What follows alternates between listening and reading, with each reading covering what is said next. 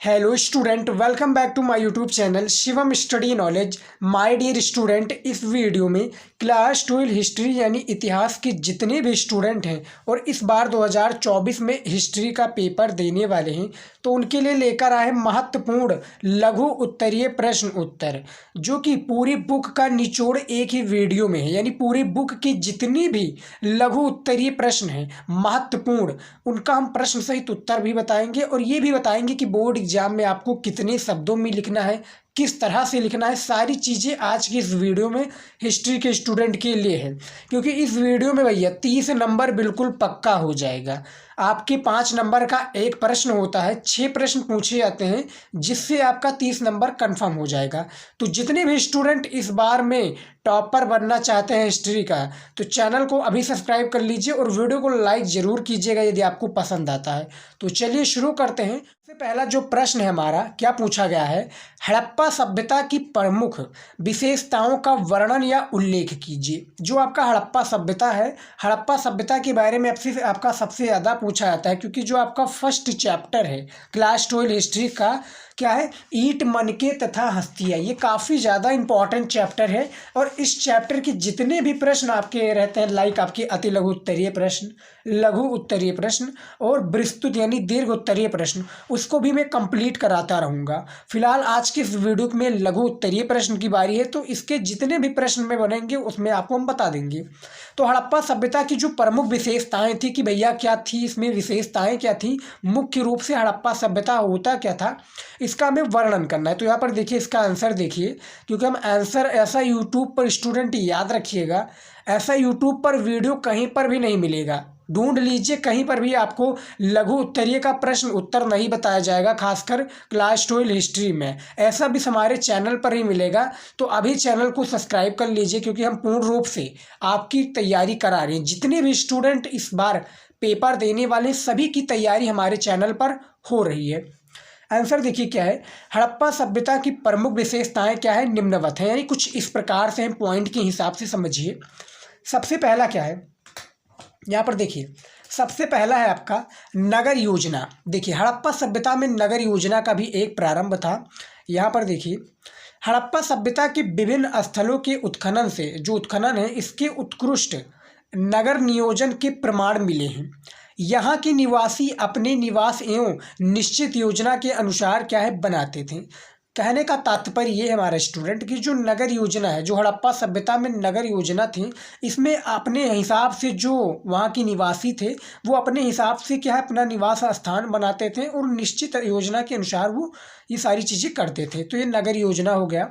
दूसरा है जो हड़प्पा में क्या है, सामाजिक जीवन। जो हड़प्पा सभ्यता में जो सामाजिक जीवन था वो किस तरह सा, ये देखिए, हड़प्पा सभ्यता के समाज में शासक व महत्वपूर्ण कर्मचारी वर्ग, सामान्य वर्ग, श्रमिक वर्ग एवं कृषक वर्ग था। यानी कहने का तात्पर्य है वहाँ पर भी वही सारी चीज़ें जो थी जो प्रेजेंट टाइम में है। यानी क्या है, सामान्य वर्ग, श्रमिक वर्ग यानी मेहनत करने वाले लोग, और कृषक यानी कृषि करने वाले लोग भी हड़प्पा सभ्यता में थे।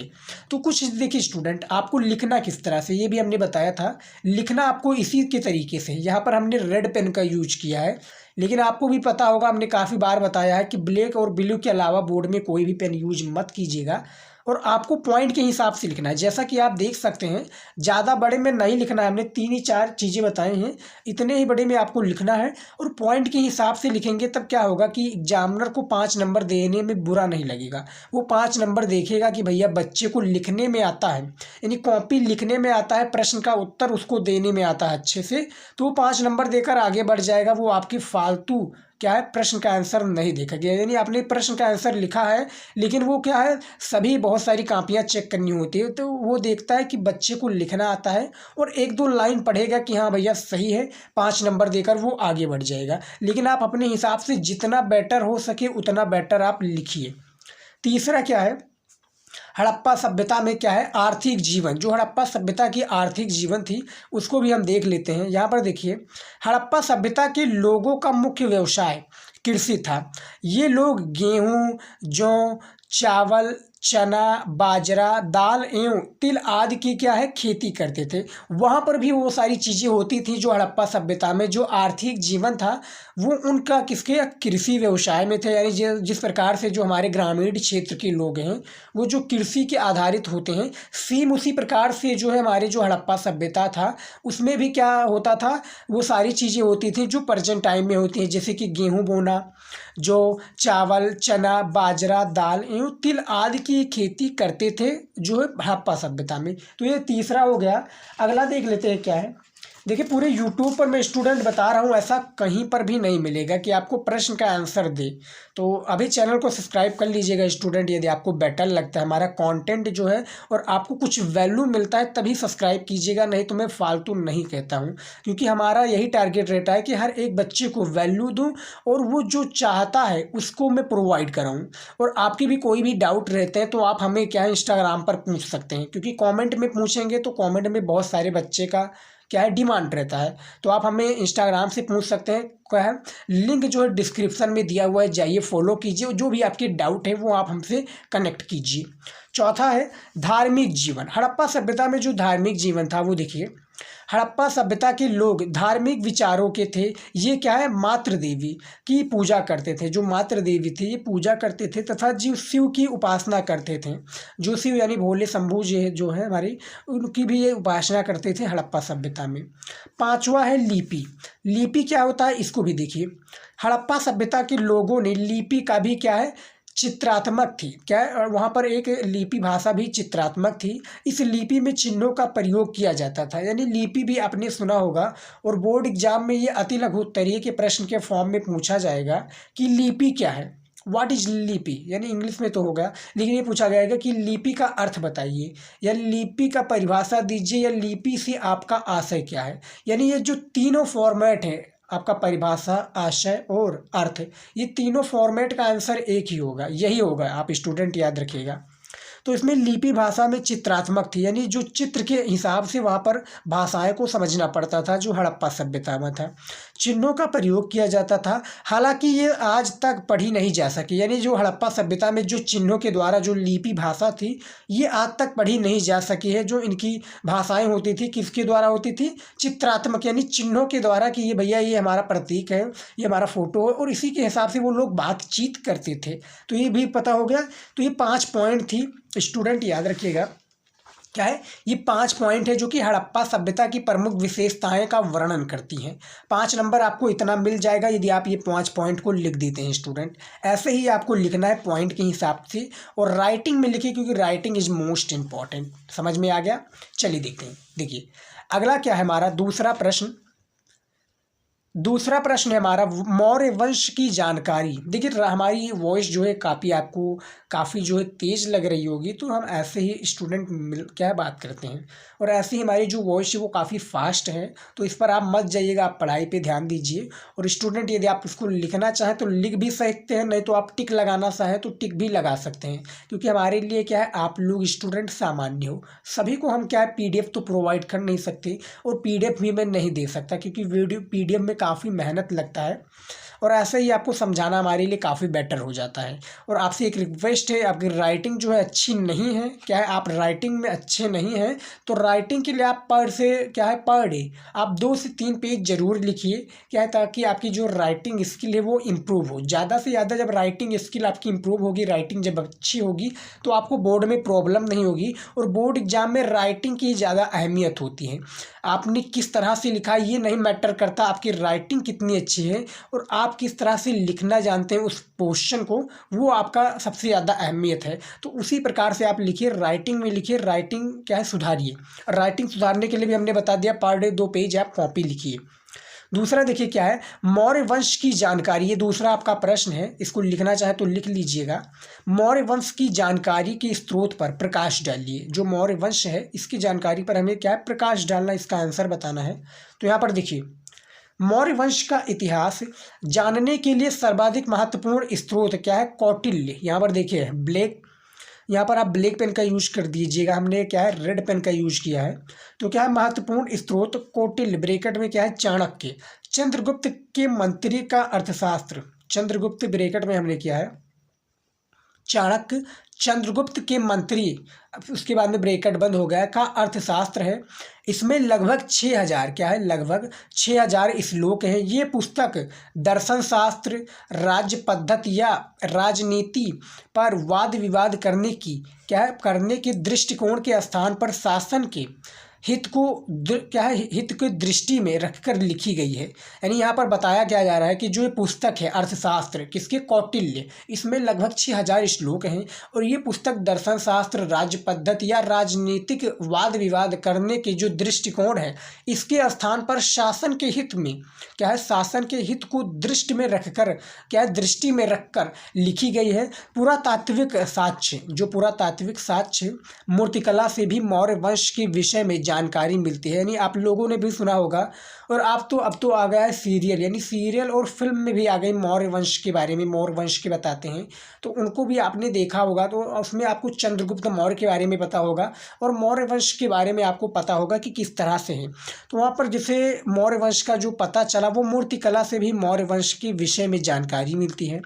यूनानी राजदूत जो है मेगास्थनीज, आपको पता होगा यूनानी जो राजदूत है मेगास्थनीज, जो चंद्रगुप्त मौर्य के समय में क्या है, भारत आया था। जो मेगास्थनीज है ये जो चंद्रगुप्त मौर्य के समय में क्या आया था, भारत में आया था। और लिखा ग्रंथ जो इंडिका है वो इसी की है। किसकी है भैया, ये आपका ऑब्जेक्टिव में पूछा जाएगा। आपको याद रखना है स्टूडेंट, जो आपका ऑब्जेक्टिव में पूछा जाएगा कि इंडिका जो पुस्तक है ये किसके द्वारा लिखी गई, तो यहाँ पर आपका राइट आंसर हो जाएगा, कौन सा हो जाएंगे, मेगास्थनीज हो जाएंगे, क्योंकि मेगास्थनीज ने ही इंडिका पुस्तक की रचना की थी। यहाँ पर देखिए लिखा गया इंडिका भी एक क्या है, महत्वपूर्ण साहित्यिक स्रोत है। मौर्य काल के विषय में जानकारी, जो मौर्य काल है इसके विषय में जानकारी संस्कृत भाषा के कवि विशाखदत्त के लिखे नाटक मुद्रा रक्षक से प्राप्त हुई है। यानी जो मौर्य वंश की जानकारी है आप लोगों को भी पता होगा। यहाँ पर हमने बताया क्या है कि जो मौर्य वंश की जानकारी है वो किस तरह से हुई। मौर्य वंश का इतिहास जानने के लिए सर्वाधिक महत्वपूर्ण स्रोत जो है उसका कौटिल्य है, जिसका चाणक्य था उसके मेन पात्र, चंद्रगुप्त भी उसके मेन पात्र के मंत्री का अर्थशास्त्र है। इसमें लगभग 6000 श्लोक लिखा गया। तो इसमें सारी चीज़ें बताई गई हैं जो मौर्य वंश की जानकारी की स्रोत पर क्या है, प्रकाश डालती हैं। यहाँ पर आप देख सकते हैं और इतना ही आपको लिखना है। देखिए ज़्यादा बड़े में लिखना नहीं है क्योंकि 5 नंबर का है। इसके बाद में हमारा जो हाईएस्ट आ जाता है, हाईएस्ट आ जाता है 10 नंबर का शायद, जो आपका हिस्ट्री में सबसे ज़्यादा इंपॉर्टेंट होता है वो 10 नंबर का विस्तृत उत्तरीय प्रश्न होता है। तो उसको भी कंप्लीट करना है, तो उसको भी देखना है। फिलहाल हम इतने ही प्रश्नों पर बढ़ते हैं। उसके बाद में देखिए तीसरा प्रश्न क्या है। देखिए ज़्यादा जानकारी के लिए यदि आपको प्रश्न का आंसर नहीं समझ में आ रहा है तो उसको आप क्या है, रोक कर भी सारी चीज़ों को पढ़ सकते हैं। और यदि आप लिख रहे हैं तो अभी और भी अच्छी बात है, क्योंकि लिखना क्या है, लिख लेंगे तो आप ही याद कर पाएंगे और इम्पॉर्टेंट है, महत्वपूर्ण है, तभी हमने लेकर आया हूँ इस वीडियो में। उस तरह से देखा जाए, यानी हर एक चैप्टर का देखा जाए तो 5 से 6 महत्वपूर्ण तो दिए हुए हैं क्वेश्चन बैंक में, और बुक में देखा जाए तो बहुत सारे दिए हुए हैं। लेकिन जो हमने चुनिंदा प्रश्नों को लेकर आया हूँ जो आपकी बोर्ड एग्जाम में आते हैं और जो आ सकते हैं, उन्हीं प्रश्नों को मैं लेकर आया हूँ। फालतू क्वेश्चन को इस वीडियो में नहीं बताया हूँ। तो वीडियो को लास्ट तक देखिएगा स्टूडेंट, आपके लिए काफ़ी इन्फॉर्मेटिव है और आप ही के लिए हम डिमांड पर ये सारी वीडियो बनाते हैं। तीसरा देखिए क्या है प्रश्न, महाकाव्य काल में वर्ण व्यवस्था का वर्णन कीजिए। जो महाकाव्य काल है इसमें जो वर्ण व्यवस्था था इसका हमें वर्णन करना है। VVI क्वेश्चन है, याद रखिएगा, वेरी वेरी इंपॉर्टेंट। इसका आंसर देखिए क्या है, महाकाव्य काल के दौरान धर्मसूत्रों, जो है धर्मसूत्रों और धर्मशास्त्रों में एक आदर्श व्यवस्था का उल्लेख किया गया था। इनमें चारों क्या है, वर्गों का, जिसको 4 वर्ग या 4 वर्ग होते थे, 4 वर्गों के बारे में बताया गया है। यानी 4 वर्ग, ब्राह्मण, ब्रैकेट में देखिए ब्राह्मण, क्षत्रिय, वैश्य, शूद्र के लिए आदर्श जीविका से क्या है जुड़े कई नियमों, क्या है, कई जो नियम है इसमें मिलते हैं। जैसे ब्राह्मण के 6 प्रधान कर्म या कर्मों का उल्लेख मिलता है। जो ब्राह्मण थे उनके जो 6 प्रधान यानी 6 मुख्य रूप से जो उनके कार्य होते थे ब्राह्मण के, वो उनका उल्लेख किया गया है। मैं आपको 6 कार्यों के बारे में बता देता हूँ। सबसे पहला क्या है, अध्ययन, ये अध्ययन होगा। दूसरा अध्यापन, तीसरा यज्ञ करना, चौथा है आपका यज्ञ कराना, पांचवा दान देना तथा 6 है दान लेना। तो ये जो ब्राह्मण के हैं ये प्रधान यानी 6 मुख्य प्रधान जो कर्म हैं ये ब्राह्मण लोग करते थे, यानी अध्ययन भी करते थे, अध्यापन भी कराते थे, यज्ञ भी करते थे, यज्ञ कराना भी इनका काम था, दान देना भी काम था और दान लेना भी काम था। तो ये इनकी प्रकार से 6 प्रधान कर्म हो गए। उसके बाद में भी देखिए क्या है, महाभारत में अध्यापन क्या है, आत्मनियंत्रण एवं तप को क्या है, तप को ब्राह्मण का विशिष्ट धर्म बताया गया। मनुस्मृति में ब्राह्मण का विशिष्ट कर्म क्या है, जो मनुस्मृति है इसमें ब्राह्मण का विशिष्ट कर्म अध्ययन एवं अध्यापन कहा गया। इस कारण सामाजिक श्रेष्ठता का ब्राह्मण प्रजा की रक्षा यज्ञ करना क्या, यज्ञ कराना करना या यज्ञ कराना ये इनका जो है ब्राह्मण का एक प्रकार से काम है, करना तथा दान देना बताया गया है। तो ये जो आपका महाकाव्य के काल वर्ण व्यवस्था है इनका जो वर्णन किया गया है कुछ इस तरह से किया गया है। यहाँ पर देख सकते हैं, वेरी वेरी इंपॉर्टेंट क्वेश्चन है और ये हिस्ट्री में खासकर पूछे जाते हैं, हर साल पूछे जाते हैं। तो इसको आप तैयार कर लीजिएगा और इसको लिखना चाहें तो इसका आंसर भी आप लिख सकते हैं। यहाँ पर देखिए इसका आंसर कुछ इस तरह से दिया हुआ है। देखिए जितने भी इंपॉर्टेंट क्वेश्चन बनेंगे हम आपको बताएंगे, बस आपको वीडियो में लास्ट तक बने रहिए, वीडियो को लास्ट तक देखिएगा क्योंकि हम आप ही के लिए वीडियो लेकर आते हैं और आप ही के लिए हम इंफॉर्मेशन प्रोवाइड करते हैं कि भैया हमारे जितने भी स्टूडेंट हैं, और इस बार हमारा टारगेट आप लोगों को भी पता होगा 95% हर एक बच्चे को दिलाना हमारा टारगेट है। तो भैया हमारे कहने से तो कुछ होगा नहीं, हमारा टारगेट अचीव करने में क्या है, अचीव करने में जब आप हेल्प करेंगे अपना टारगेट, हमारा काम है सिर्फ आपको बताना, आपको रास्ता दिखाना, आपको क्या है मंजिल तक पहुंचाना। अब मंजिल तक आपको पहुंचना है, मंजिल तक पहुंचाना हमारा काम है, मंजिल तक आपको पहुंचना है। पेपर बोर्ड में आप ही देने जाएंगे न कि हम जाएंगे, हमारा काम है आपको राह दिखाना कि भैया वो देखिए वो वहाँ पर पेपर दिया जाएगा, वहाँ पर आपको खुद जाकर क्या है खुद चलकर जाकर वहाँ पर आपको पेपर देना पड़ेगा। तो उसी के हिसाब से आप काम कीजिए और 95% लाने का यदि आपका टारगेट है तो उसको अचीव करने में आप जी जान लगा दीजिए क्योंकि बहुत कम समय बचा है। इसी में आप जो भी करना चाहें वो कर सकते हैं, नहीं तो बाद में भैया पछताना पड़ेगा। तो मेहनत कीजिए स्टूडेंट और सक्सेस ज़रूर मिलेगी, याद रखिएगा, क्योंकि मेहनत क्या है उसी पर फिदा होती है जो क्या है सक्सेस जो है उसी पर फिदा होती है जो मेहनत करते हैं। तो मेहनत में विश्वास रखिए और जो भी सारी चीज़ें हैं वो जो भी डाउट है वो आप हमसे पूछिए और सारी चीज़ें के लिए आप मेहनत कीजिए स्टूडेंट। तो यहाँ पर देखिए चौथा क्या प्रश्न है, चौथा प्रश्न देखिए, आपके अनुसार स्त्री पुरुष संघ में क्यों जाते हैं। जो आपके अनुसार यानी हमारे अनुसार भी आपके अनुसार भी स्त्री पुरुष जो है वो संघ में क्यों जाते हैं। संघ क्या होता है बेसिकली, इसको भी आगे हम समझेंगे, संघ में क्यों जाते हैं। तो यहाँ पर देखिए इसका आंसर देखिए, यूट्यूब पर स्टूडेंट पूरे ऐसे यूट्यूब पर कोई भी नहीं मिलेगा। चैनल को सब्सक्राइब नहीं किए तो सब्सक्राइब कर लीजिए स्टूडेंट। हम लाइक आपके जितने भी आर्ट से रिलेटेड सब्जेक्ट हैं लाइक जियोग्राफी, हिस्ट्री, इकोनॉमिक्स, उसके बाद में शिक्षा शास्त्र, जियोग्राफी, सोशियोलॉजी, जितने भी आपके आर्ट से रिलेटेड जो है सब्जेक्ट हैं पूर्ण रूप से हमारे चैनल पर तैयारी कराई जा रही है। सभी का हम पूर्ण रूप से तैयारी करा रहे हैं और सभी का हम क्या है तैयारी कराते रहेंगे जो आपका इस बार का बोर्ड एग्जाम है। तो मेहनत कीजिए, सारी चीज़ों को आप प्रोवाइड कीजिए। यहाँ पर देखिए आंसर देखिए क्या है, संघ। संघ बौद्ध मत की धार्मिक व्यवस्था थी। महात्मा बुद्ध ने जो संघ है, संघ के बारे में आपको पता ही होगा, जो महात्मा बुद्ध का एक संघ होता था, एक ग्रुप होता था। तो यहाँ पर देखिए संघ बौद्ध मत की धार्मिक व्यवस्था थी। महात्मा बुद्ध ने बौद्ध मत का प्रचार संगठित रूप से करने के उद्देश्य से क्या है, संगठित रूप से करने के उद्देश्य से बौद्ध संघ की स्थापना की थी। इसीलिए जो है माना जाता है कि स्त्री पुरुष दो प्रमुख उद्देश्यों से संघ में जाते थे। यानी यहाँ पर माना क्या जाता है भैया कि जो स्त्री पुरुष थे वो दो प्रमुख उद्देश्य से जो संघ होता था, जो कि गौतम बुद्ध या महात्मा बुद्ध भी कह सकते हैं, इनके लिए ये इनके प्रचार का संगठित रूप था। तो यहाँ पर देखिए वो क्या दो प्रमुख उद्देश्य हैं, इसके बारे में भी हम देख लेते हैं। सबसे पहला जो उद्देश्य बताया जा रहा है ये है बौद्ध धर्म का गहन अध्ययन करना। क्या होगा, बौद्ध धर्म का क्या है, गहन अध्ययन करना।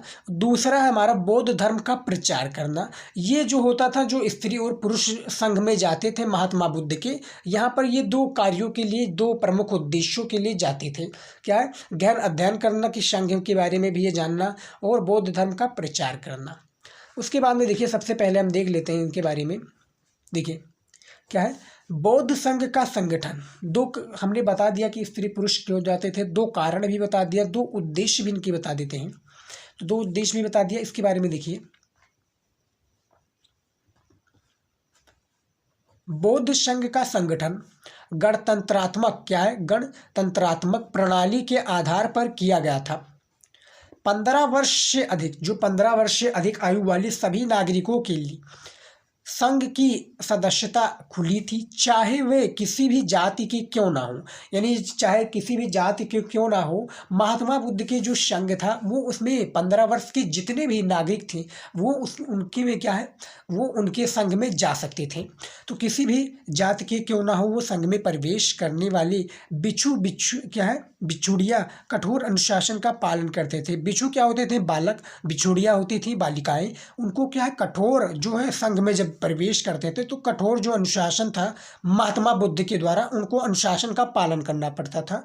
तो कठोर अनुशासन का पालन करते थे क्या है, बिच्छू और बिछुड़ियाँ, याद रखिएगा। तो आपके अनुसार जो स्त्री पुरुष क्या है, जो संघ में जाते थे, क्यों जाते थे, यहाँ पर ये बताया गया है। और इनका पूर्ण रूप से हमने आंसर बता दिया है। दो हमने इसके एक उद्देश्य भी बता दिया, जैसा कि आप देख सकते हैं ये दो उद्देश्य हैं, दो उद्देश्य हैं। और यदि आपका लाइक अति लघु उत्तरीय में भी पूछा जाएगा कि आपके अनुसार स्त्री पुरुष के दो उद्देश्य बताइए कि संघ में क्यों जाते थे, तो भैया यही, यदि आप लोग दो उद्देश्य को बता देते हैं कि बौद्ध धर्म का गहन अध्ययन करना और दूसरा है बौद्ध धर्म का प्रचार करना, तो आपको एग्जामिनर जो है भैया 5 नंबर आपको इसमें दे देगा लघु में, और जो 2 या 3 नंबर होगा आपको किसमें दे देगा, अति लघु उत्तरीय प्रश्न में देगा।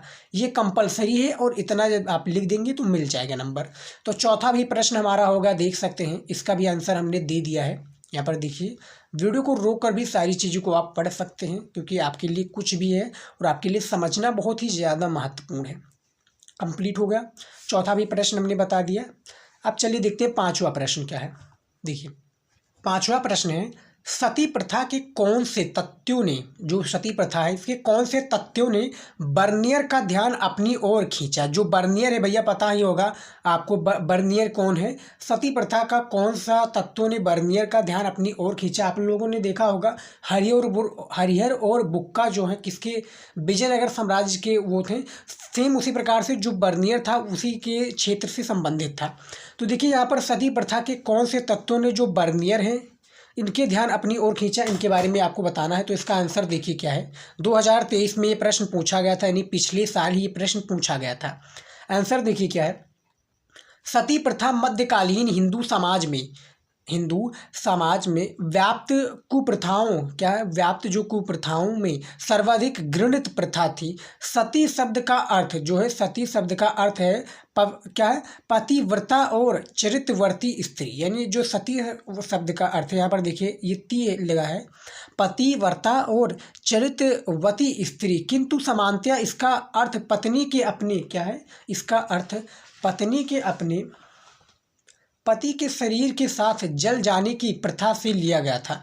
और बर्नियर ने लिखा है, क्या है, जो बर्नियर है, बर्नियर से क्या है, प्रथा जो है, बर्नियर ने लिखा है कि कुछ महिलाएं स्वेच्छापूर्वक, क्या है, स्वेच्छापूर्वक खुशी खुशी अपने पति के शव के साथ सती हो जाती हैं। यानी सती प्रथा आप लोगों ने सुना भी होगा, और ये शायद 1829 या 1828 में क्या है, इसका एक पूर्ण रूप से विरोध किया गया था। किसके, राजा राम मोहन राय की द्वारा, या इन्हीं के द्वारा शायद किया गया था। और आपको भी पता होगा, कमेंट में ज़रूर बताइएगा। तो इसमें देखिए सती प्रथा का विरोध किसने किया था, ये कमेंट में ज़रूर बताइए। यदि मैं सही हूँ तो उसको भी बताइएगा, और कब किया था ये भी बताइएगा कि इसका अंत कब हुआ। शायद 1828 में हुआ था, ये शायद हुआ था इसमें। तो देखिए 1828 या 29 में। तो देखिए पति के शरीर के साथ जल जाने की प्रथा से लिया जाता था। बर्नियर ने लिखा है कि कुछ महिलाएं स्वेच्छापूर्वक जो है खुशी खुशी अपने पति के शव के साथ क्या है, सती हो जाती थी, यानी वहाँ पर वो जल जाती थी। क्या है जो चिता होती थी उसे अपने पति के साथ में वो जल जाती थी और सती हो जाती थी, किंतु अधिकांश को ऐसा करने के लिए विवश कर दिया जाता था। यानी जो अधिकांश हैं, काफ़ी लोग जो है अपनी पत्नी जो होती है वो अपने पति के साथ नहीं जाती हैं, यानी जलना नहीं चाहती हैं, तो उनको विवश करके वहाँ पर चिता पर लेकर जाया जाता और वहीं पर क्या उनको विवश पूर्वक यानी क्या है विवशता पूर्वक उनको वहाँ पर वो सती होना पड़ता था, तो विवश कर दिया जाता था। लाहौर में एक बालिका की क्या है जो लाहौर है, लाहौर में एक बालिका की सती होने की घटना का अत्यधिक मार्मिक विवरण देते हुए उसने लिखा है, क्या है उसने, कौन भैया, बर्नियर, उसने लिखा है कि लाहौर में मैंने एक बहुत ही सुंदर अल्पवयस्क क्या है अल्पवयस्क विधवा जिसकी आयु मेरी विचार से 12 वर्ष से अधिक नहीं थी, क्या है 12 वर्ष से अधिक नहीं थी, बाली होते देखी। यानी क्या है बाली जो बालिका होती हैं, क्या है बाली अवस्था में ये 12 वर्ष की, यानी जिसको हम क्या कहते हैं, क्या है बाल विवाह भी अभी प्रेजेंट टाइम में उसको कहते हैं। तो बाल विवाह के वाली होते ही देखा है उस भयानक नरक की ओर जाते हुए वो क्या है असहाय छोटी बच्ची जीवित से अधिक क्या है मृत प्रतीत हो रही थी। यानी कहने का तात्पर्य क्या है, यहाँ पर कहने का तात्पर्य क्या है, जो सती प्रथा था, यानी सती प्रथा का जो विरोध है वो 1828 या 29 में हो गया था, राजा राम मोहन राय ने इसका किया था। तो यहाँ पर जो सती प्रथा का एक प्रकार से पूर्ण रूप बताया गया कि इसका अर्थ क्या होता है और इसमें जो महिलाएं हों वो किस प्रकार से क्या है व्यवस्था पूर्वक जो उसके क्या है एक प्रकार से फोर्स किया जाता है कि वो वहाँ पर चिता पर जाएं, बैठें और अपने पति के साथ में क्या है जलकर ख़त्म हो जाएं। तो ये इनका एक सती प्रथा का क्या है तत्व का बर्नियर पे ध्यान अपनी ओर खींचा और उन्होंने ये सारी चीज़ों को लिखा है। तो 5वां प्रश्न भी हमारा होगा, यहाँ पर देख सकते हैं ये इसका आंसर है और इसी तरीके से इसका आंसर देना है। ज़्यादा बड़े में इसका आंसर मत लिखिएगा, मिनिमम आप लिखना चाहें तो आधा पेज, उससे ज़्यादा 2-4 लाइन और भी लिख दीजिए, लेकिन ज़्यादा मत लिखिए क्योंकि सारे प्रश्नों को हमें करना है, सारी चीज़ों को करना है, तो उसी के हिसाब से कीजिएगा। 6 नंबर प्रश्न देखिए क्या है, बेसरिया क्या है बेसारिया और बासारिया सूफी परंपरा के बीच एक रूपता और अंतर दोनों को स्पष्ट कीजिए। यानी दोनों को हमें स्पष्ट करना है। देखिए आंसर को पढ़ लीजिएगा, सॉरी क्वेश्चन को आप पढ़ लीजिएगा, क्वेश्चन इंपॉर्टेंट है और क्वेश्चन को आप समझिए और इसका आंसर आपको बुक में मिल जाएगा, नहीं तो क्वेश्चन बैंक में ढूंढेंगे तो ये प्रश्न भी मिल जाएगा, इसका आंसर भी मिल जाएगा। लेकिन देखिए आंसर क्या होता है इसका काफ़ी बड़ा दिया होता है, इसीलिए हमने शॉर्ट फॉर्म में लेकर आया हूँ और ये भी लेकर आया हूँ कि किस तरह से लिखना है। आपको पता ही होगा हमारे चैनल पर सभी चीज़ें मिलती हैं और जो भी आपके डाउट होते हैं वो आप इंस्टाग्राम से हमें पूछ ही सकते हैं। काफ़ी स्टूडेंट पूछ रहे हैं, आप भी पूछिए, जो भी आपकी बोर्ड से रिलेटेड डाउट है वो पूछिए, आपकी पढ़ाई से रिलेटेड। तो यहाँ पर आंसर देखिए, बेसारिया और बासारिया सिलसिलों में कुछ एक रूपताएं और कुछ अंतर क्या है विद्यमान थी। यहाँ पर देखिए बेसारिया और बासारिया में एक रूपता, सबसे पहला देखिए क्या है, दोनों अल्लाह के सामने क्या है, दोनों अल्लाह के सामने पूर्ण आत्मसमर्पण क्या है, पूर्ण जो है आत्मसमर्पण पर बल देते थे। और उसके बाद में बताया गया है दूसरा है यहाँ पर दोनों सिलसिले एक क्या है, दोनों जो सिलसिले हैं एक ईश्वर में विश्वास करते थे। उनके अनुसार अल्लाह एक है और सर्वोच्च सर्वशक्तिशाली और क्या है सर्वव्यापक हैं। तीसरा है क्या है, दोनों पीर अथवा गुरु को अत्यधिक महत्व देते थे। यानी पीर बाबा आप लोगों ने भी जाना होगा, जो मुस्लिम के लोग हैं उनके बारे में अल्लाह और जो पीर हैं ये इनके बारे में ज़्यादा समझ सकते हैं। प्रश्न को समझ लीजिए फिर इसके आंसर को आप समझिए क्योंकि आंसर इंपॉर्टेंट है और इसी हिसाब से आपको पॉइंट के हिसाब से लिखना पड़ेगा। उसके बाद में देखिए क्या है, बेसारिया और बासारिया में अंतर देखिए क्या है। सबसे पहला अंतर देखिए, बासारिया जो है सिलसिले सारिया का पालन करते थे, जो बासारिया है ये सिलसिले सारिया का ये पालन करते थे, किंतु जो बेसारिया है, जो सारिया बंधे हुए नहीं थे, बंधे क्या हुए नहीं थे। दूसरा है बेसारिया सूफी संत खानका का तिरस्कार करके रहस्यवादी एवं फ़कीर की ज़िंदगी व्यतीत करते थे या करते। उन्हें कलंदर मदारी मलंग हैदरी आदि नामों से जाना जाता था। तो यहाँ पर देखिए जो प्रश्न पूछा गया है कि बेसारिया और बासारिया सूफी जो परंपरा है, सूफी परंपरा बीच एक रूपता और अंतर दोनों को हमें स्पष्ट करना था। 5 नंबर का प्रश्न था और इतना यदि आप कर देंगे तो 5 नंबर मिल जाएगा। पॉइंट के हिसाब से लिखिए जिस प्रकार से हमने लिखा है, ऐसे लिखेंगे आपको तो मिल जाएगा 5 नंबर स्टूडेंट। देखिए आपको एक एक दो दो नंबर के लिए और पाँच पाँच नंबर के लिए भी भागना पड़ेगा, क्योंकि इसी से नंबर उठेगा और काफ़ी अच्छा खासा नंबर उठेगा स्टूडेंट, याद रखिएगा। उसके बाद में देखिए सातवां प्रश्न क्या है। जो सातवां प्रश्न है, विजयनगर साम्राज्य के प्रशासन की विशेषताओं का उल्लेख कीजिए। जो विजयनगर साम्राज्य है इसके जो क्या है, साम्राज्य के जो प्रशासन की विशेषताएं, हमें विशेषताएं के बारे में, जैसा कि हमने हड़प्पा सभ्यता की जो प्रमुख विशेषताएं थी उनके बारे में हमने पढ़ा। अब यहाँ पर विजयनगर जो साम्राज्य के प्रशासन है इसकी जो विशेषताएं हैं इसका हमें उल्लेख करना पड़ेगा। तो यहाँ पर देखिए जो NCERT का ये प्रश्न है, क्या है, NCERT का ये क्वेश्चन है, तो इसका आंसर देखिए क्या है। देखिए विजयनगर की प्रशासनिक व्यवस्था की प्रमुख विशेषताएं निम्न प्रकार थी। जो विजयनगर है इसका, जैसे कि हमने हरिहर और बुक्का के बारे में बात किया था, तो विजयनगर साम्राज्य की स्थापना इन्होंने ही किया था। ये आपका ऑब्जेक्टिव के फॉर्म में पूछा जाएगा कि विजयनगर साम्राज्य की स्थापना किन्होंने किया था या किसने किया था। तो आपके चार ऑब्जेक्टिव क्या है, उसमें चार ऑप्शन दे दिया जाएगा बेसिकली। चारों में आपको पता होगा कि हमने बताया है आपको कि चारों में जो है हरिहर और बुक्का राइट आंसर हो जाएगा। और ऐसे सेम बर्नियर तो था, बर्नियर विजयनगर साम्राज्य की से रिलेटेड ही संबंधित था वो भी। तो इसमें क्या प्रकार थी, क्या इसमें व्यवस्था की निम्न प्रकार थी। सबसे पहला है, पॉइंट के हिसाब से समझिए। सबसे पहला है, विजयनगर साम्राज्य की सेना संगठित व स्थायी थी। सेना का प्रमुख राजा होता था। जो विजयनगर था इसमें संगठित थे, वो सेना का क्या है, प्रमुख राजा होता था। पैदल, घुड़सवार, हाथी, तोपखाना सेना के प्रमुख अंग थे। क्या है, सेना के ये प्रमुख अंग थे। दूसरा है, राज्य की आय का मुख्य साधन, जो राज्य है राज्य का आय का मुख्य साधन भू राजस्व था, जो उपज का तिहाई या छठा भाग होता था। ये भी आपका होगा। तीसरा है, विदेशों में, यानी जो विजयनगर है, तीसरा है, विदेशों से उत्तम नस्ल के घोड़ों आयात किए जाते थे। यानी आयात यानी इंपोर्ट, और क्या है, इंपोर्ट किया जाता था, यानी उसको मंगाया जाता था।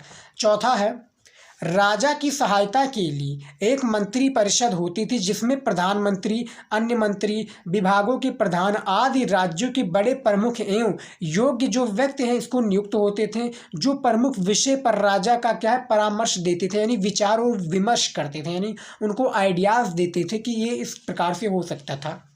पांचवा है, विजयनगर के राजा निष्पक्ष न्याय में क्या है, विश्वास रखते थे। निष्पक्ष न्याय में कि भैया उनका क्या है, निष्पक्ष न्याय हो, कोई भी बेईमानी गलत ना हो पाए, उनके साथ न्याय हो। तो ये 5 पॉइंट थी जो कि विजयनगर क्या है, विजयनगर साम्राज्य के प्रशासन की विशेषताओं को उल्लेख करती हैं।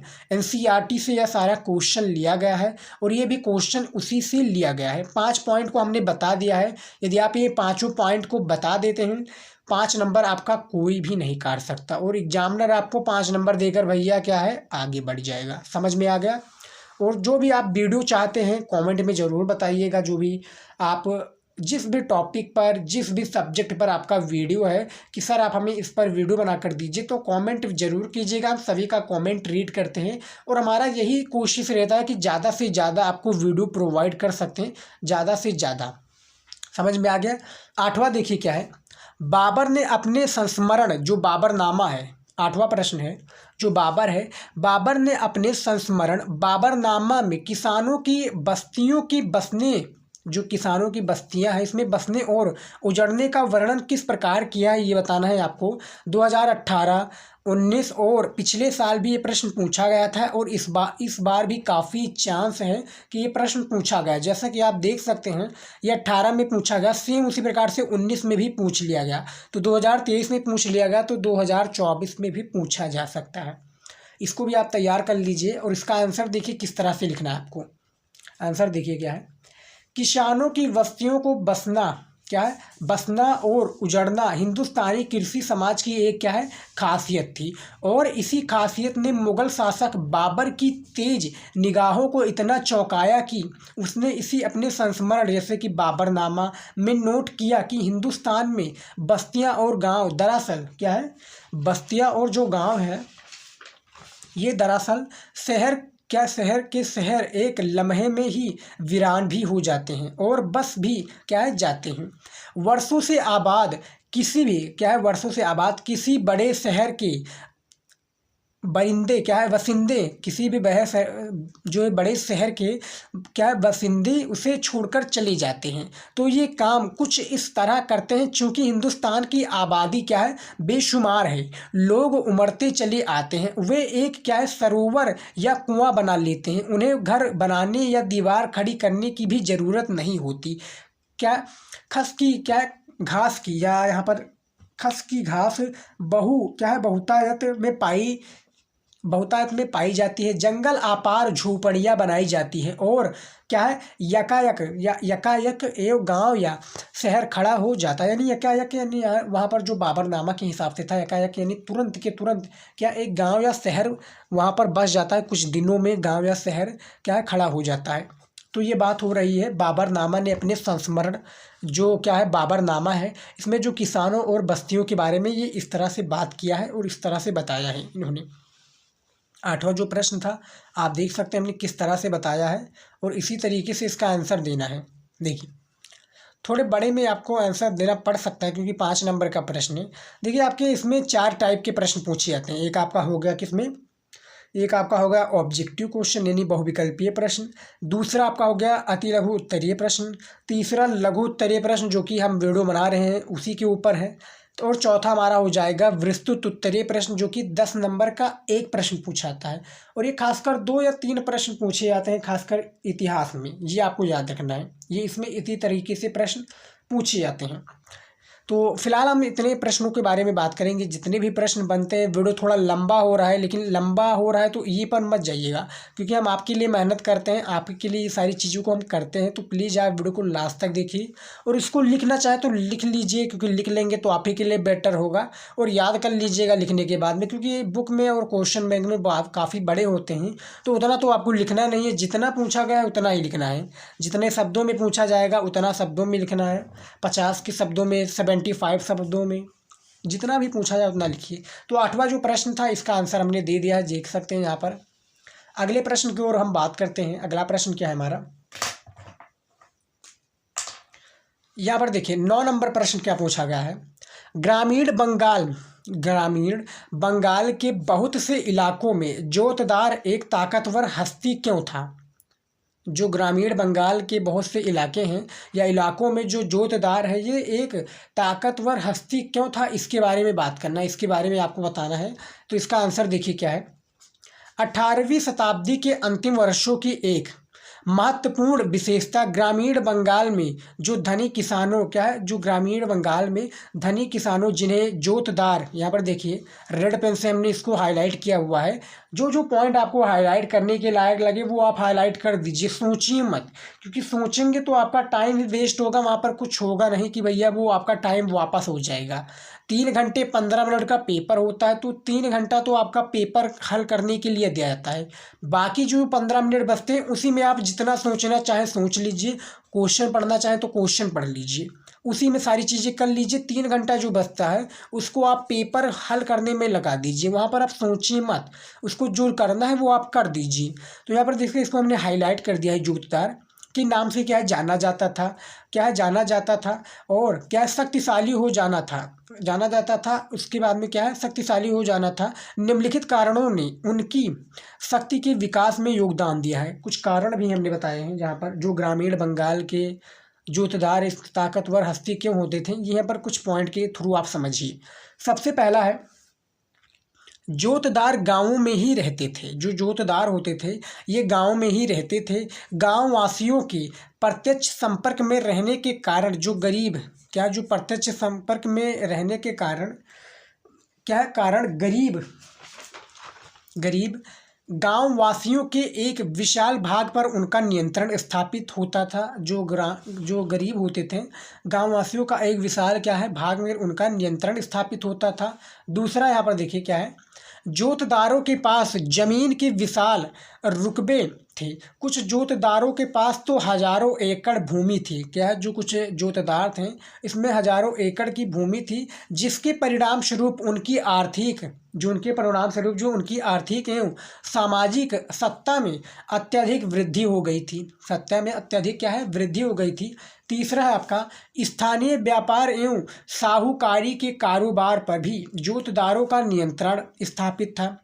और परिणाम स्वरूप उस क्षेत्र के करीब जो उस क्षेत्र के जो गरीब काश्तकार उनकी व्यापक शक्ति में भयभीत रहते थे। ये 3 पॉइंट होगा। चौथा पॉइंट देखिए क्या है, उचित समय पर राजस्व का भुगतान न किए जाने के कारण जमींदार को नीलाम किए जाने की स्थिति में प्रायः जोतदारों द्वारा ही उन जमीनों को खरीद लिया जाता था। यानी कहने का तात्पर्य क्या है, जो गरीब जो होते थे, जैसे कि उनका कर्जा होता था, तो कर्जा जो नहीं दे पाते थे, तो जो जो जो जो क्या है, जो जो जोतदार होते थे, यानी कहने का तात्पर्य है, वाणी भी काफ़ी विराम हो रही है, यानी बोल ही नहीं जाती। तो क्या है यहाँ पर देखिए फिर बढ़िया, जोतदार जो होते थे वहाँ पर, तो वो क्या है, ज़मीन को ले लेते थे। किससे ले लेते थे? जो किसान होते थे, जो कर्जा नहीं दे पाते थे, जो उनकी क्या है, उनका एक उचित भुगतान नहीं दे पाते थे, तो उन्हीं के हिसाब से जो जोतदार थे, क्या है, ग्रामीण बंगाल के इलाकों में जोतदार एक ताकतवर हस्ती क्यों बने थे, ये इस प्रकार से बताया गया है। यहाँ पर देखिए 4 पॉइंटों को बताया है, और 4 पॉइंटों के थ्रू यदि आप लिख देते हैं तो भैया आपका समझ लीजिए कि प्रश्न जो है कंप्लीट हो चुका है। इस आपके क्वेश्चन बैंक में देखा जाए तो काफ़ी बड़ा है, लेकिन इतना ही आपको लिखना है। अगला देखिए 10 नंबर क्वेश्चन। देखिए 10 नंबर प्रश्न क्या पूछा गया है। 10 नंबर प्रश्न क्या है, यहाँ पर देखिए, मैं इसको भी बता देता हूँ आपको। देखिए 1857 के विद्रोह के परिणाम क्या है, परिणामों का वर्णन कीजिए। जो 1857 का विद्रोह है, इसके जो परिणाम है, इसका हमें वर्णन करना है। तो देखिए कुछ वर्णन हम करके आपको बता देते हैं।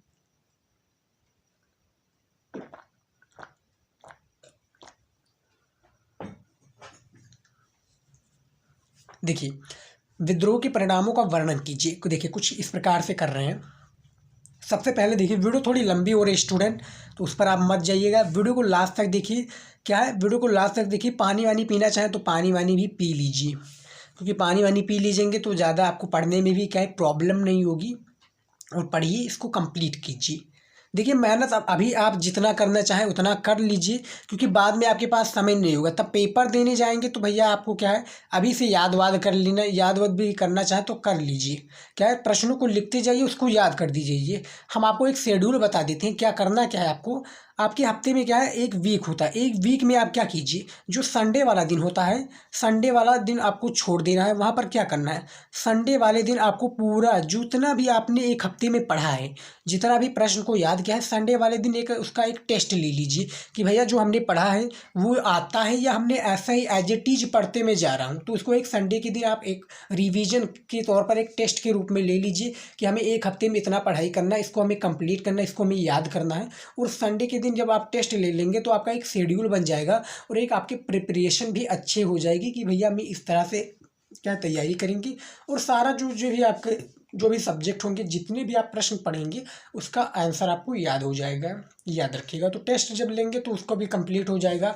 जो भी प्रश्न आपका नहीं कंप्लीट होगा वो आप उस दिन यानी दूसरी वीक में भी आप कंप्लीट कर सकते हैं। तो संडे वाला दिन टेस्ट के रूप में निकाल दीजिए। तो यहाँ पर देखिए परिणामों को कुछ हमने पॉइंट के हिसाब से बताया है। सबसे पहला है कंपनी शासन का अंत। कंपनी शासन का अंत। यहाँ पर देखिए 1857 का महान विद्रोह आधुनिक भारत के इतिहास में एक ऐतिहासिक घटना थी। ये विद्रोह भारत में ईस्ट इंडिया कंपनी के शासन का अंत का कारण बना था। क्या है, कारण बना था जो 1857 का विद्रोह था। दूसरा क्या है, धार्मिक सहिष्णुता। क्या धार्मिक जो है सहिष्णुता। अंग्रेजों ने ये वादा किया कि वे भारत के लोगों के धर्म एवं सामाजिक क्या है, जो भारत के धर्म एवं सामाजिक रीति रिवाजों और परंपराओं का सम्मान करेंगी। तीसरा है प्रशासनिक परिवर्तन। 1857 के विद्रोह में क्या है, प्रशासनिक परिवर्तन भी देख लेते हैं। कुछ हमने पॉइंट के हिसाब से बताए हैं। यहाँ पर देखिए भारतीय शासकों के अधिकारों को मान्यता दी गई थी। भारत के गवर्नर जनरल के पद को वायसराय के पद में क्या स्थानांतरित किया गया।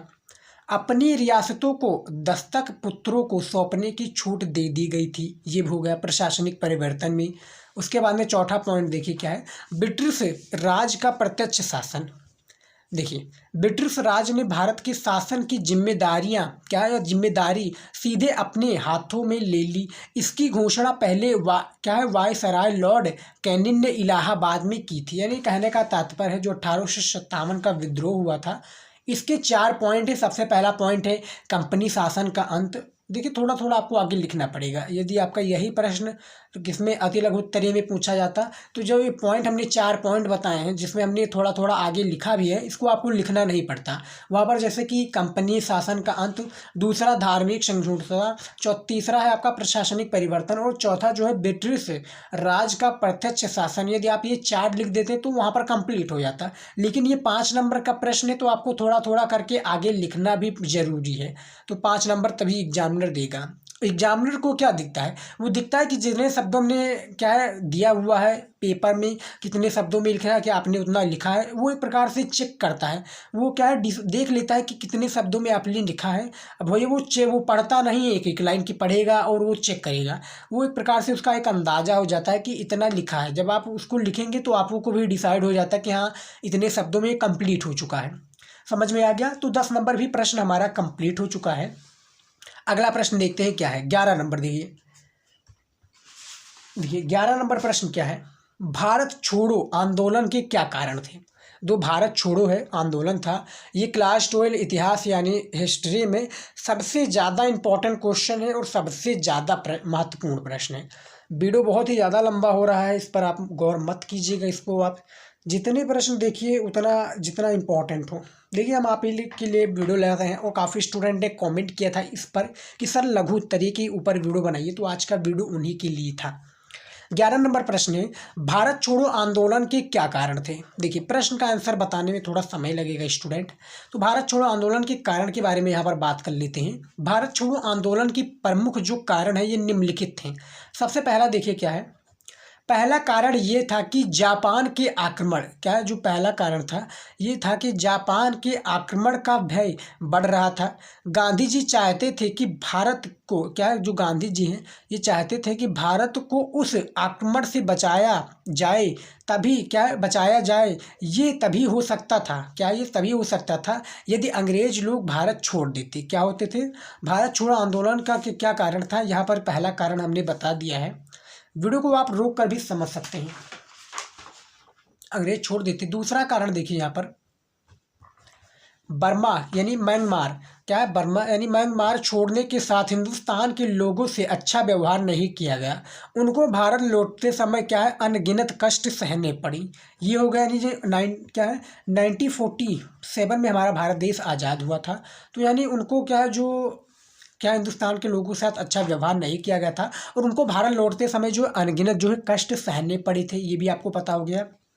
तीसरा है, दूसरा कारण यह था कि अंग्रेजों की हर जगह हार हो रही थी। क्या है, अंग्रेजों की हर जगह हार हो रही थी। उनके हाथों से सिंगापुर और क्या है बर्मा म्यांमार निकल गया। गांधी जी का यह विचार था कि यदि अंग्रेजों ने हिंदुस्तान को न छोड़ा तो इस देश के लोगों की भी वही दुर्दशा होगी जो बर्मा और क्या है मलाया के लोगों की हुई थी। यानी कहने का तात्पर्य है म्यांमार और क्या है सिंगापुर के लोगों का हुआ था। चौथा है आपका, द्वितीय विश्व युद्ध के दिनों में अंग्रेजों ने भारत में सब कुछ जलाने की नीति को क्या है अपनाया था। ये आपको याद रखना है। 4 पॉइंट इसमें भी हमने बताया जो कि भारत छोड़ो आंदोलन का कारण का एक मुख्य क्या है कारण है। भारत छोड़ो आंदोलन किनके द्वारा चालू हुआ था, महात्मा गांधी के द्वारा। याद रखिएगा, ऑब्जेक्टिव के फॉर्म में पूछा जाएगा तो इसको आप तैयार कर लीजिएगा। अगला प्रश्न देखिए क्या है, 12 नंबर प्रश्न देखिए स्टूडेंट। देखिए 12 नंबर प्रश्न क्या है, उद्देश्य प्रस्ताव में किन आदर्शों पर जोर दिया गया था। ये सबसे आखिरी प्रश्न है हमारा, इस वीडियो का आखिरी प्रश्न है, 12 नंबर प्रश्न है, याद रखिएगा। हर एक चैप्टर से चाहे एक ही क्वेश्चन लिया गया हो लेकिन लिया गया है स्टूडेंट, याद रखिएगा। यहाँ पर 12 नंबर प्रश्न है कि उद्देश्य प्रस्ताव में किन आदर्शों पर जोर दिया गया था। जो उद्देश्य प्रस्ताव है इनमें किन आदर्शों पर जोर दिया गया था, NCERT का ये आपका क्वेश्चन है। और 2022 में यानी जो है आपके जो 2023 है उसके 1 साल बीत चुका है, उसमें ये प्रश्न पूछा गया था। आंसर देखिए क्या है, आंसर दिखाना हमारा काम है आपको स्टूडेंट, और उसको लिखना और उसको इम्प्लीमेंट करना वो आपका काम है। यहाँ पर देखिए जवाहरलाल नेहरू ने 13 दिसंबर 1946 को संविधान सभा के सामने एक ऐतिहासिक क्या है प्रस्ताव प्रस्तुत किया, जिसे क्या है उद्देश्य प्रस्ताव के नाम से जाना जाता है। इस प्रस्ताव में स्वतंत्र भारत के संविधान, जो स्वतंत्र भारत का संविधान के मूल आदर्शों की रूपरेखा को प्रस्तुत किया गया था। जो उद्देश्य प्रस्ताव था इसमें क्या है रूपरेखा को प्रस्तुत किया गया था। तो यहाँ पर क्या है उद्देश्य प्रस्ताव में किन आदर्शों पर जोर दिया गया, तो ये तो थोड़ी बात हो गई। अब यहाँ पर देखिए उद्देश्य प्रस्ताव में निम्नलिखित जो आदर्शों पर जोर दिया गया ये इस बातों में यहाँ पर बताया गया है। सबसे पहला है उद्देश्य प्रस्ताव में, जो उद्देश्य प्रस्ताव था इसमें भारत को एक स्वतंत्र क्या है संप्रभु गणराज्य घोषित किया गया। दूसरा है आपका नागरिकों को न्याय, समानता और स्वतंत्रता का क्या है आश्वासन दिया गया। किसके द्वारा भैया? अंग्रेजों के द्वारा, कि भैया आप भारत देश आज़ाद हो चुका है और अब आप अपने भारत अपनी इंडिया में आप सुरक्षित हैं, सुरक्षित रह सकते हैं, सुरक्षित कार्यभार जो भी आप करना चाहें वो कर सकते हैं। तीसरा है अल्पसंख्यकों यानी पिछड़े व जनजाति यानी जो हम SC ST जैसे लोग हैं उसमें क्या पिछड़े व जनजातीय क्षेत्रों में दमित यानी दलित एवं अन्य पिछड़े वर्गों के लिए पर्याप्त रक्षात्मक प्रावधान किए जाने का वचन दिया गया। यानी जो भी SC यानी SC ST जितने भी यानी जनजाति, अनुसूचित जनजाति, अनुसूचित जाति जितने भी लोग हैं उनके एक प्रकार से वचन दिया गया कि भैया आप सुरक्षित हैं और आप क्या है हर एक कार्य में क्या है आगे हैं जो उससे संबंधित है, उन सभी चीज़ों से। तो यहाँ पर ये क्या है उद्देश्य प्रस्ताव को जारी किया गया, जो कि 12 नंबर प्रश्न में बताया गया कि उद्देश्य प्रस्ताव में किन आदर्शों पर जोर दिया गया वो इसमें बताया गया था। और जवाहरलाल नेहरू के द्वारा 13 दिसंबर 1946 को संविधान सभा के सामने एक ऐतिहासिक प्रस्तुत किया गया, जो कि उद्देश्य प्रस्ताव के नाम से जाना जाता है। तो यहाँ पर देख सकते हैं 12 प्रश्न था, इसको हमने बता दिया है। 12 प्रश्नों को स्टूडेंट आप देख सकते हैं 12 प्रश्न था, उसका आंसर हमने बताया है, क्योंकि आंसर आपको पूरी यूट्यूब पर ऐसा कोई भी नहीं बताएगा, सिर्फ आपको हमारे चैनल पर मिलेगा और वो भी वैल्यूबल कंटेंट मिलेगा, वैल्यूबल आपको क्या वैल्यू मिलेगा जो भी आपको हम बता रहे हैं और आपकी तैयारी के लिए बता रहे हैं स्टूडेंट। खासकर जितने भी स्टूडेंट थे क्लास 12 इतिहास यानी हिस्ट्री के, उनके लिए आज का ये वीडियो इम्पोर्टेंट था। तो महत्वपूर्ण लघुत्तरीय प्रश्न पूरी बुक का निचोड़ एक ही वीडियो में बताया गया है। क्लास 12 हिस्ट्री के जितने भी स्टूडेंट हैं इस वीडियो को लास्ट तक देखने के लिए बहुत बहुत धन्यवाद। और आप इसको क्या है बुक में या क्वेश्चन बैंक में इसका क्या है क्वेश्चन को नोट कर लीजिए, टिक लगा लीजिए, बाद में आप उसको याद कर लीजिएगा। तो स्टूडेंट आज के इस वीडियो में इतना ही था। आई होप कि आज का वीडियो आप लोगों को अच्छा लगा है। अच्छा लगा है तो वीडियो को लाइक, चैनल को हमारे सब्सक्राइब कर लीजिए हम ऐसे ही वीडियो इंपॉर्टेंट देखने के लिए। और वीडियो को अपने दोस्तों के साथ यानी जो आपके साथ में पढ़ रहे हो, आपकी क्लास में पढ़ रहे हो और आपके फ्रेंड हो, उनको ज़रूर शेयर कीजिएगा ताकि उनका भी हेल्प हो सके बोर्ड एग्जाम में।